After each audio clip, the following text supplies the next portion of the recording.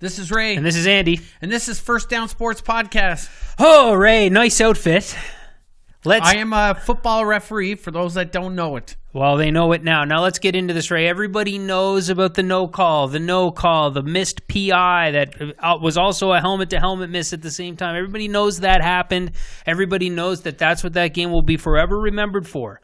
Now, all we're hearing everywhere, Ray, is the wrong team is in the Super Bowl. The Rams do not deserve to be in the Super Bowl. And while you're sitting there dressed like that, I want to hear your thoughts on it. Let's go. I disagree 120% with that statement. The better team won this game. The Saints got not only beat by the Rams, but they got out-coached by the Rams too.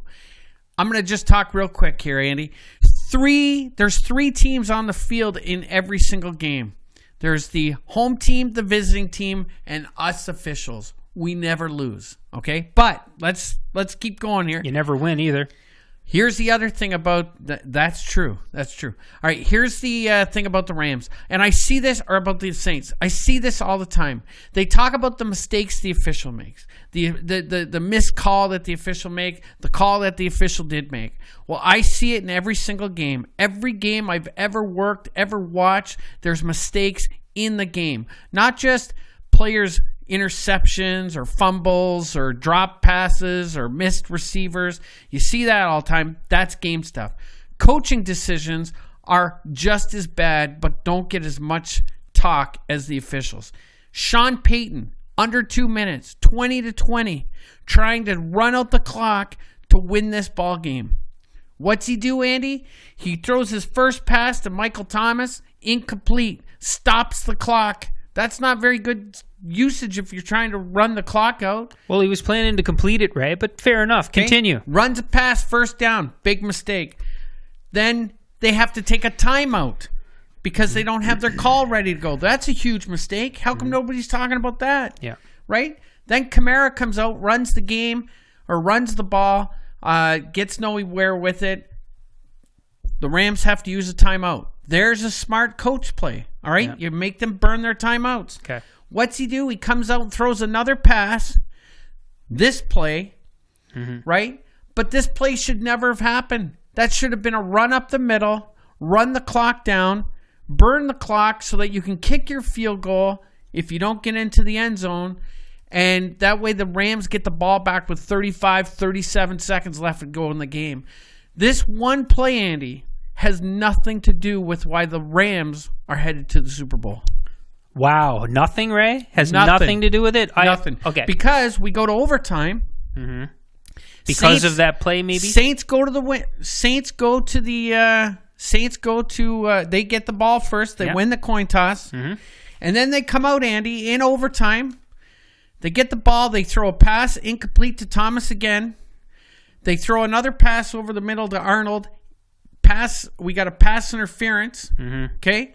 And then they run the ball with Ingram, loses 6 yards of the play, and on second down, they make a pass again off his back foot while he's almost falling, throws the ball incomplete, Rams go down, kick a field goal, game's over. There's no way that call impacted the Saints not being in the Super Bowl. Okay. Well, I couldn't possibly disagree more with that statement. That play had a lot to do with the Saints not being in the Super Bowl, but a lot of plays contributed to the Saints not getting to the Super Bowl. So though I absolutely disagree with that statement, I think it was asinine, to pull out a big word that contains the word ass. I just had to. But I do agree that the Rams deserve to be in the Super Bowl. There are three teams out on the field. One team never wins. One team never loses. One team doesn't deserve the ability to impact the outcome of the game in the way that we saw it, but still, the referees can't beat you unless you help them by beating yourself. And the Saints, there's 3 teams, like you said, there's 3 teams out there, and there's 3 teams that can beat you. The other team, yourself, and the refs. And I venture to say that the refs have never beat a team that they didn't help by beating themselves. And you're 100% right. Another thing that makes me feel better about it is a more forgivable no call, because it's so hard to see it. The face mask that was missed on Jared Goff, the possession before, which would have given them first down on like the 2-yard line. Yeah. The Rams would definitely score there and go up to the point where the field goal by the Saints wouldn't even have been enough. Wouldn't even matter. It would have needed more. So the fact that that was missed, which is way more forgivable than the call that was missed, but still, it was missed, on top of the missed clock management that you just mentioned by Sean Payton, by the fact that there's no guarantee, even if the Saints got closer, they were going to make that field goal. But here's the even bigger one.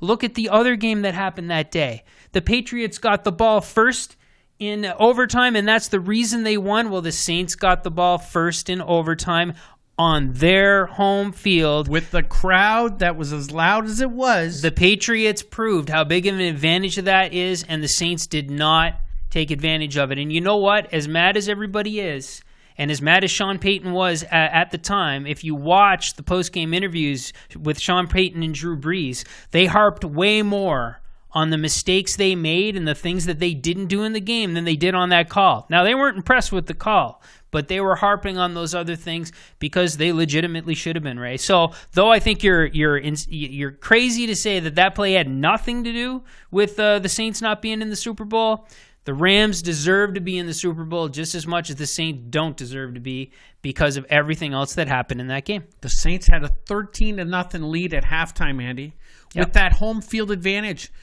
The Rams were having a tough time communicating on the line to even run a play in the first half. Yeah. The fact that they come out and blew the lead and lost this game, it's 100% on the New Orleans Saints. Well, 80%. 100. See you guys.